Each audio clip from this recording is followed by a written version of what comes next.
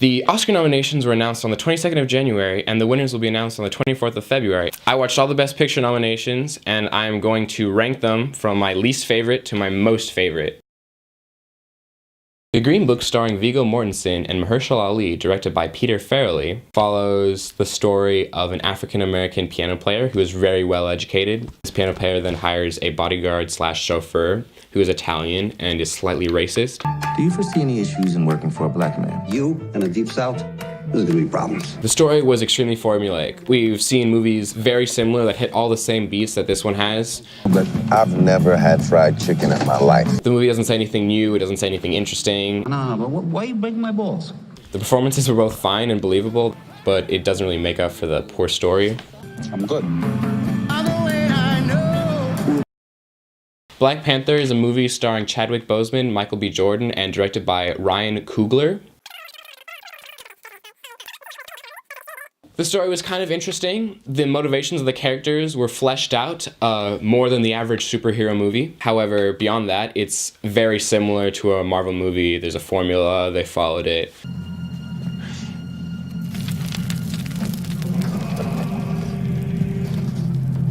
The standout performances were again the villains, Michael B. Jordan and Andy Serkis. Both of them, I think, were the most interesting to watch. All of it. I took a tiny piece of it. They have a mountain full of it. Soundtrack was super good. It was a cool mix of traditional African drumming and, the cinematic score and some techno.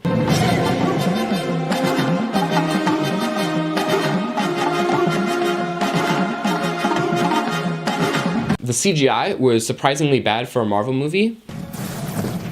There were some extremely dated pop culture references. What are those? Culturally, it's very important because it's the largest movie out of Hollywood that stars a majority African-American cast where their struggle wasn't overcoming racism.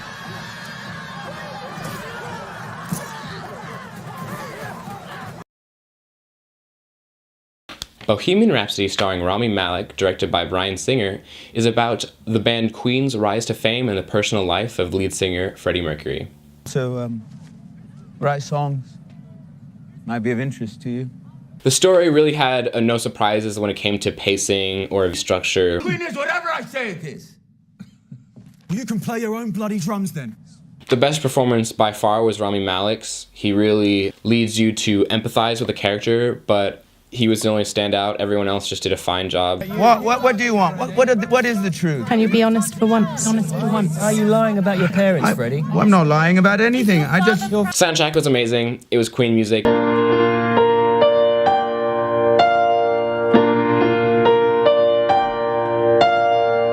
The way that they moved around events in his life to make it fit a more dramatic story arc, I don't think should have been done. What? Why? Your fans deserve to know the truth.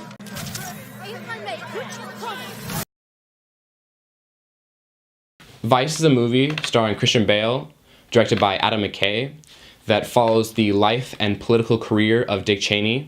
I want you to be my VP. You're the solution to my problem. CEO of a large company. Christian Bale was in a fat suit, and he delivered a believable performance. I would say my favorite performance, though, would have to be Sam Rockwell's George Bush. Whoever's idea was to have Sam Rockwell play George Bush deserves a raise. Right. I can see how that wouldn't be enticing to you. This type of film, it can get boring, and the director tried to do some things to keep it interesting for the audience. Some of these things worked, and some of these things didn't. For example, they had a narrator throughout the film, and I thought the way that they incorporated the narrator was super interesting. I sense that you're a kinetic leader. You make decisions based on instinct. I am. People always said that. Yeah. Very different. A Star is Born, directed by Bradley Cooper, starring Bradley Cooper and Lady Gaga, follows the story of a kind of old, experienced rock star who meets a young singer and leads her into the limelight.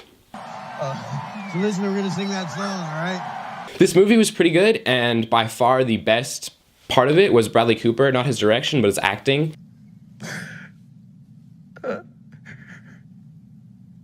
It's okay, it's not your fault.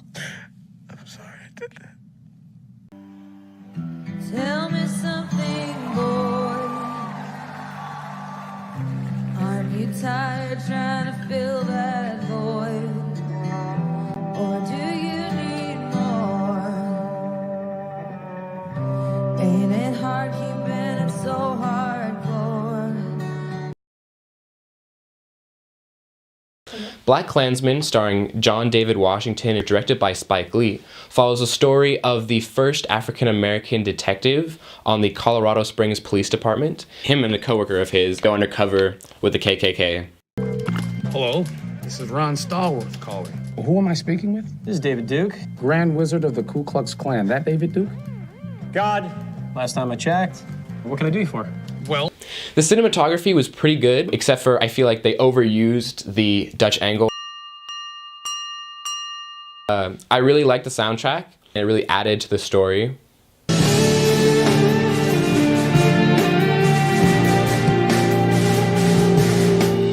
At the very end, there was a sequence with footage from the rallies in Charlottesville and an attack that happened there. And it was an extremely moving sequence. You had a group on one side that was bad, and you had a group on the other side that was also very violent. Nazis go home! Not all of those people were neo-Nazis, believe me. Not all of those people were white supremacists. It's too late to turn back now. I believe I'm falling in love. I found myself owning her at least 10 times a day. The Favorite, directed by Yorgos Lanthimos, starring Olivia Colman, Emma Stone, and Rachel Weisz, follows the story of two women trying to win the favor of the Queen of England during a time of political unrest. She is a viper. You're jealous. You must send Abigail away. I do not want to. Let's shoot something. Emma Stone and Rachel Weisz did a good job, but Olivia Colman stole the show. She definitely deserves Best Leading Actress. Did you just look at me? Did you? Look at me! Look at me! How dare you! Close your eyes! Although the tone of the movie is very serious, there are lots of moments that are genuinely hilarious.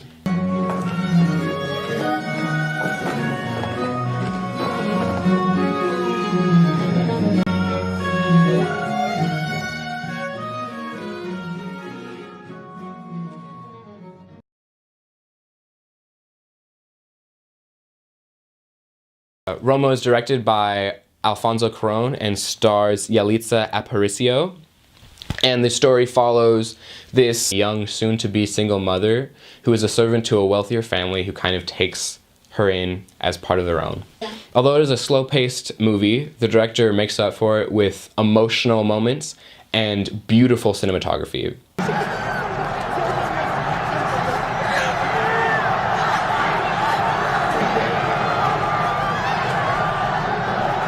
The way that this movie is shot creates an atmosphere that I have never seen in any movie ever before. It brings you into the story and it makes it feel so real.